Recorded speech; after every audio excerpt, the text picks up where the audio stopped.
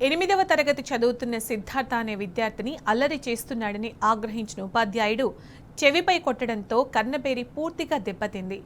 దీంతో ఆగ్రహించిన విద్యార్థి తల్లిదండ్రులు, విద్యార్థి సంఘాలు పాఠశాల వద్ద ఆందోళనకు దిగారు.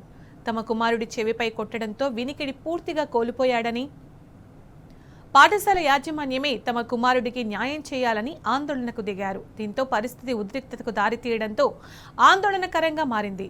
మహబూబ్నగర్ జిల్లా జడ్చర్లలోని స్వామినారాయణ ఇంటర్నేషనల్ గురుకుల పాఠశాలలో ఈ సంఘటన జరిగింది. ఉపాధ్యాయుడు నాగరాజు నిత్యం తమపై చేయి చేసుకుంటూ భయాందోళనకు గురి చేస్తున్నాడని తోటి విద్యార్థులు ఆవేదన వ్యక్తం చేశారు. ఒక మొక్క దొరకట్లే, లాస్ట్ బెంచ్ పోయిన వెతకనికే లేచినప్పటి సార్ వచ్చి కొట్టిండు. ఒకటి దగ్గర 5 టైమ్స్ కొట్టిండు.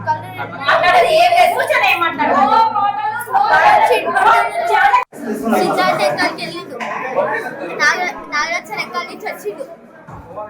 ఎక్కడి తీసుకునే పర్మిషన్ లేకుండా వెళ్ళింది. చెంప పైన గట్టి 5 కొట్టి